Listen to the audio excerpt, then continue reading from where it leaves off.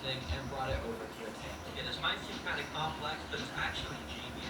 You see, I can basically squirt some of this around in the water and it just spreads the scent around. And what I'm going to do is attach it to the side of the enclosure, and whenever I want to get the piranhas mad and in hunting mode, just squirt a little bit of this albumin and it will make them go absolutely crazy. So I attached that to the side of the tank with some glue, and then it was done. And now the next technology is these two water pumps and some bubble walls. I started to set up across the whole back of the tank. You see, right now, this stuff does nothing. But once I filled the entire tank with some cycled water, which took a long time because of how big it was, check out what it can do. Alright, now if I go to plug in these pumps, and you can see pumps that make bubbles at the back of it.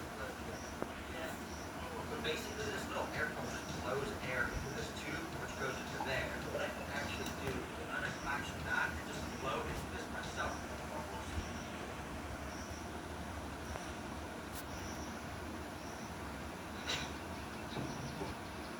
Anyways, the last technology is this little fish. I'm just kidding, I've actually already shown this in a video before. So what I've got is the upgraded version. And this one's way bigger, I think. So you can see if I just go and put it in the water like this, it starts to swim around like a normal fish. And yeah, I just think it'd be funny if I maybe tested the piranhas to see if they try to eat it or something. Anyways, this tank is now complete. And speaking of the piranhas, it's time to get them inside. Oh no, I just walked up on the piranhas and they haven't seen me yet. Look at what they're doing. They're like coming around for food right now. What? I'm gonna try my best to not get bit here.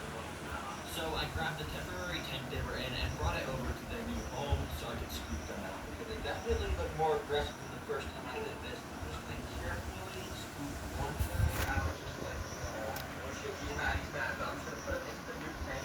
There you go. Be free, my friend.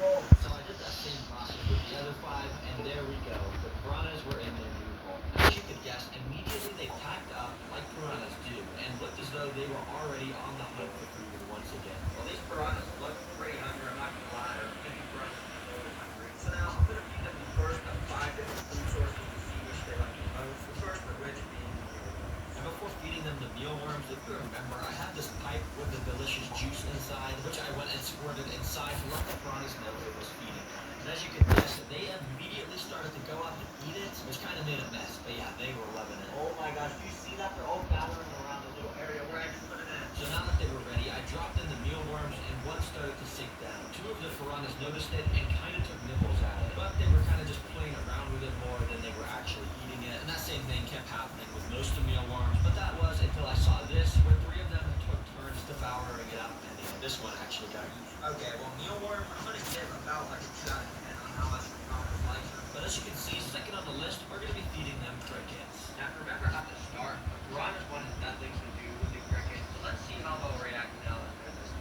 So I dropped in just one, and because it was just floating there, I grabbed it with tweezers to show the piranhas. Instantly, you could see they picked up the memo that this was alive, and they sort of started to nibble it like the mealworms. But not even a single piranha actually took a big enough bite to eat this cricket. Okay, that was pretty bad. The crickets, I'm gonna give it a 1 out of 10 because mealworms, they eat some of them. I guess the piranhas just don't really like insects, so that's why I'm gonna rapid fire the next 2 off. Here you can see I've got salmon and ground beef, which is a lot more smelly. They better like this. I started by waving the salmon around in the water until the piranhas noticed it, and once a few started to come up and nibble it, I accidentally dropped it into the sand where all the rest of the piranhas came swimming up. They huddled around it like a pack of hyenas and started to actually take little chunks out of the piece for them to eat. So I did the same thing with the ground beef and held it in the water. And this time the piranhas were even more interested, and instantly the entire pack rolled around it and took turns taking their bites out of it. I didn't notice that the scraps of it had fallen on the floor Yeah. and surrounded by the piranhas too. I'm gonna give the salmon an 8 out of 10 and the ground beef a 9.5 out of 10. Yeah, they loved that so much, but that doesn't mean I gotta do my hand now. I said I would do it in the intro, so let's just do it. 3,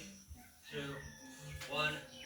Go. Start the timer. Let's see how long I can keep it in here. Right away, nothing really happened because none of the piranhas were near my hand. But I knew this was kind of cheating, so I moved my hand closer, where right away one sort of noticed me and actually started to chase my hand as I moved it away to avoid getting bit. So of course, I moved my hand back over to the pack, where some of them definitely got sort of close to biting me, but they were nowhere near as aggressive as they were towards the beef. You see, it's actually a common misconception that piranhas are evil towards humans like all the movies say. But to be honest, if you're watching this, I would not personally test it. I'm just crazy, so please subscribe for risking my hand for this content. Well, these piranhas are going to be crazy pets, and thankfully they're pretty easy to feed. Thanks for watching, and if you want to watch another video, they'll put the video on the screen. See you later. Goodbye. And subscribe. Thanks. Bye.